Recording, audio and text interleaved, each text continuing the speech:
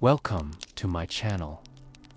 And today, we'll be looking at an elevator that stops on a floor that doesn't exist. You're not gonna want to miss this one. The story of the disappearing floor has been around for quite a while, with one iteration of it being published in Reader's Digest all the way back in 1962. In fact, it was even referenced in The Simpsons. So, you can believe me when I say that there have been many versions of this story over the years. However, in this video, I'm going to look at the original version from Reader's Digest, as well as the 2 follow-up letters that were also published. These will help us get to the bottom of what exactly happened to the elevator, and if it ever stopped on a floor that did unexist. So let's jump into the story. I don't know about you, but my elevators never stop on a floor that doesn't exist. But apparently, that is something that people have experienced in the past. It all started with this letter to Reader's Digest, which was titled The 13th Floor. It reads, "We have a 12-story apartment building and installed an automatic elevator. After it had been in operation a few weeks, tenants began complaining that they had been trapped between floors. When the elevator was stopped at these points, their calls for help could not be answered until the elevator went down to the basement or up to the top floor. We assumed the trouble was due to the newness of the equipment. So, our super was told to leave the elevator running continuously. The tenants were warned to stay away from the elevator while it was making its trips. This procedure was continued for several days, after which time we judged the elevator to be safe. One night, the operator called us to say that the elevator was stuck between the 9th and 10th floors. He said he had tried everything but could not get the elevator to move. On the way home, my husband decided to ride in the elevator. While he was in it, I telephoned the elevator company to find out what was the matter. They sent a repairman who went up in the elevator with my husband, and together they succeeded in moving it to the basement. That night, the elevator worked perfectly, and no one thought anything more about the incident until a week later, when my husband was again called to go up in the elevator. For some reason, the repairman had disconnected the automatic controls so that the car could only be operated manually by the tenant. It seems that the call button for the 9th floor did not function. My husband rode in the elevator every day that week to make sure it was working properly. On Friday afternoon, just before the weekend, the elevator stopped between the 9th and 10th floors. My husband pressed the up button to take him to the 10th floor, where he could walk down to his apartment. But the elevator kept rising and finally came to rest with the top floor showing on the indicator. There was a number 13th floor. Tenants from the upper floors complained that they had been trapped, but we found no way to reach them. On Sunday, the elevator company man came out to see what could be done. After examining the elevator, he said it was safe to ride. So my husband rode in it again. To his great astonishment, the car stopped between the 11th and 12th floors, and then slowly rose until it came to rest on what should have been the 13th floor. There was number 13th floor. What puzzled us was that the elevator would not respond to the up button after it passed the 12th floor, but would immediately start down. The elevator company man returned the next day, and after spending most of the day in the basement and on the roof, informed us that he had made his adjustments. And once again, my husband became the guinea pig. He rode alone in the elevator, which went up and down several times without stopping in between floors. A few days later, however, a young mother with her baby was trapped between the 9th and 10th floors. The elevator stayed at the 13th floor and would not answer any buttons. The elevator company man was called and once again spent a long time in the basement and on the roof. He reported that he had made repairs. Still, we were skeptical, so we asked if we could keep the elevator in our basement apartment in case of emergency. The elevator man agreed. So now we have an elevator in our basement. No one has been trapped since. Mrs. NMS, New York. Wow, that is a crazy story. Now, right off the bat, I'm gonna go ahead and say that this story sounds a little fishy.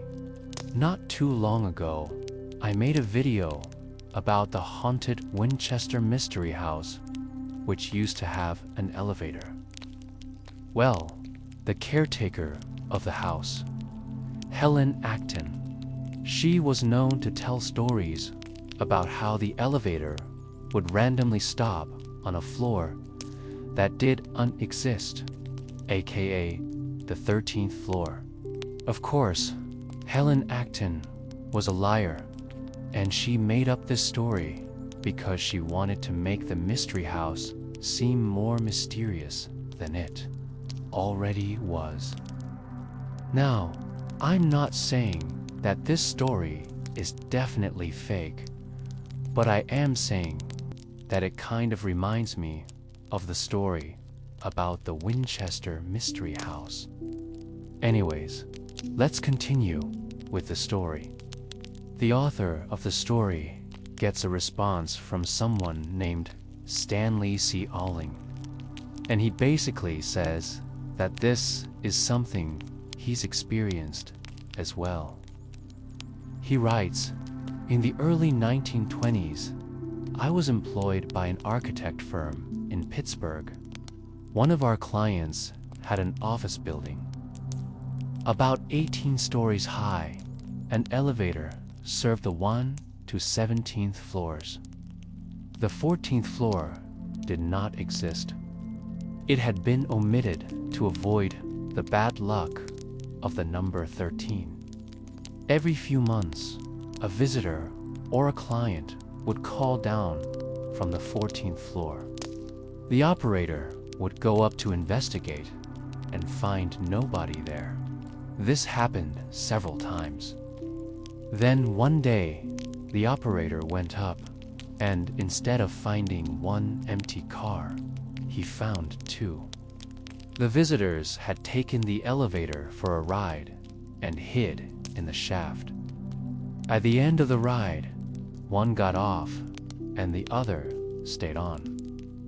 We finally located the pranksters.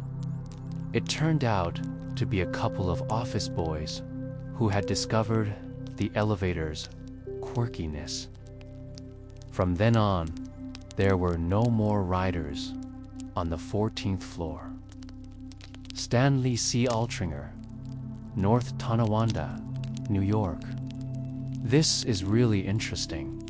I think that this might have actually happened. Because if the elevator skips from the 13th floor to the 14th floor, this could explain why there were no people on the 13th floor. This would also explain why there are no records of the 13th floor. The building clearly does have a 13th floor. Otherwise, how would the elevator skip over it? It just doesn't make sense. However, like I said earlier, there are lots of different stories about this.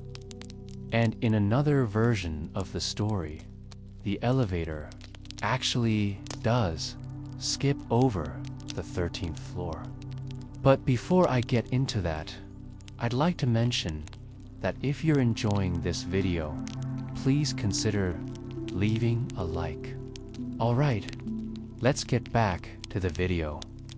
The author of the story then receives a response from someone named Herbert L. Baldridge, and he basically tells a very similar story. Here's what he wrote. When I was a young man in Dayton, Ohio, I worked in an office building that had an elevator. It had buttons, 4 floors, 1 through 11. The building had only 10 floors. The top floor was a penthouse housing the heating apparatus and the like. Sometimes the elevator would jump from the 10th floor to the penthouse, and sometimes it would reverse the direction of its movement when traveling between the 9th and 10th floors. A floor that did not exist. If you held the down button, the elevator would descend slightly below the basement level. The shaft extended to the 2nd basement level, and when the elevator descended to this point, it would come to a stop. The doors would open, and if you were foolhardy enough to step out, you would land on solid concrete. One day, while riding in the elevator, I watched the cable attached to the car. The cable consisted of several smaller cables run together side by side. As the elevator descended to the 2nd basement level, one of the small cables parted. When the elevator reached the 1st basement level, the doors opened and I got out to examine the broken cable. A close inspection revealed that the cable had been broken in 2 places. It had been looped so that it was continuous. I reported this to the building manager, who promptly ordered the elevator not to be used. Herbert L. Baldridge, Springfield, Ohio. Again, I'm not saying that this story isn't true, but I do think it's possible that the author is remembering the story wrong. Or maybe he's making it sound a little bit more dramatic than it really was. I mean, what are the odds that the cable would break right above the basement level, but then it would also break above the 2nd basement level, too? I mean, this is very convenient. And if I remember correctly, wasn't the building supposed to only have 10 floors? How could the elevator travel to the penthouse? Does this mean that the penthouse was the 11th floor? I don't know. Something just doesn't add up. What I'm trying to say is that I think it's possible that the author remembered the story wrong. I do believe that there is a good chance that this story is true. So I'm curious to know what you think. Do you think that this story is true or not? Let me know your thoughts in the comments down below. I'll see you next time.